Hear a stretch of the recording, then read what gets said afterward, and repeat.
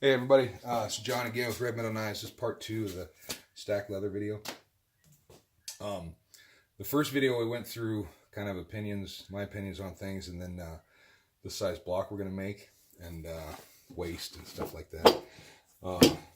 So what I determined was we were doing a 5. I think I expanded it to a 3.5-inch block. I'm going to end up ripping this on the bandsaw when it's done into 8 individual blocks for 8 different knives that I'm working on. So what we did was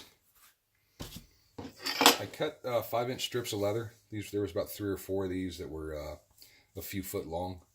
I took a 36 grit belt on the belt grinder and just roughed up that grain side. You know, the grain side is the hair side where it's smooth. You don't want that. So I just roughed it up with a real slow 36 grit.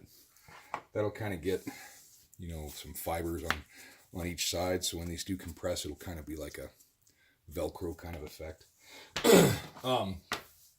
With these compressed and then the way these attach with the fibers, and after they cure, they're really durable. They're not going to shrink. I don't even know if I'll be able to peel these. Yeah, let's see if I can get this in here. This is from an old block I did a long time ago. You can see how much force that takes to get those apart. But that's what you'll end up with, the way I do things. So when you cut these, the most important part at this point is to take your time and get these cut as exact as you can. These are all probably within 1/16 of an inch, and it'll matter if you take the time now to do it consistent. It'll pay off in the block. So I just use a square. These are cheap. You can pick up.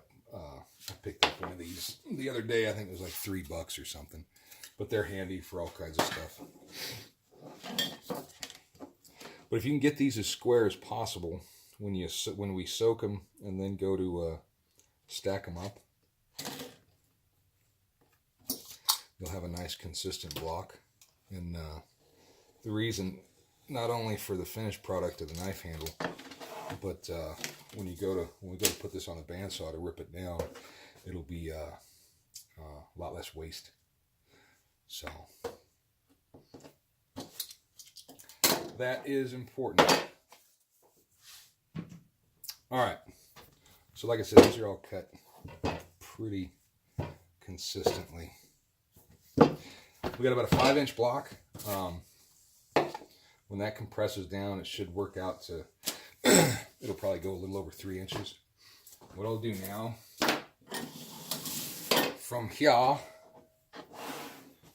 is soak the leather. All I use is water. I put a little bit of dish soap in there. Just, I don't know if it's true or not, but they always say you put a little Dawn in that, anything you soak leather in, it'll prevent any mold from happening. I've never had any mold. I live in kind of a dry climate here in Montana, but I've never had a problem with mold, but I still put the dishwashing liquid in just for yits and giggles. So what we'll do now is kind of set that up. After this stuff soaks and you want it to be saturated all the way through, you'll take these out individually and it's a mess, but it's worth it. And you'll line them up. The leather has a little bit of flex to it, or stretch, I should say. So when you do, you know, you're going to be able to actually line up the corners and kind of piece them together. That'll be the next video. So all I'm going to do, I know I've got some stickers on a couple of these that leather comes with, so I'm going to peel that off. You can see how, just peeling this sticker off, how much fiber is in the leather. You know, and that's what we want to kind of get to stick to each other when the block's done. Let's see if we got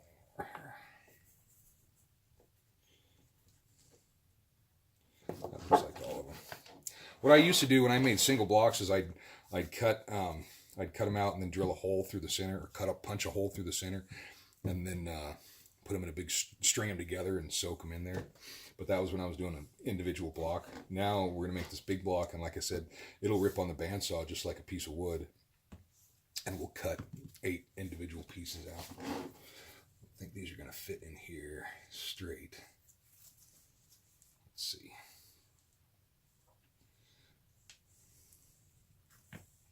And I will let these soak. What I used to do, and I need to get a bigger jar to do it in, but what I used to do was use a food saver. I'd put them in the jar, and then those vacuum sealers, and suck out all the air. That worked pretty good. I didn't think this through here. I need to pour out some of this water. A little too much.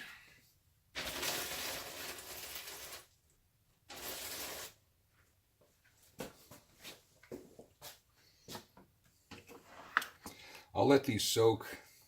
You know, I've done it overnight, and I've done it in a couple hours, and I've found that a couple hours is good. You know, you can sacrifice one piece and cut it open to make sure you really want it saturated all the way through the leather, because then when it goes to compress, it'll really compress down to nothing. Fit these in here any way we can get them.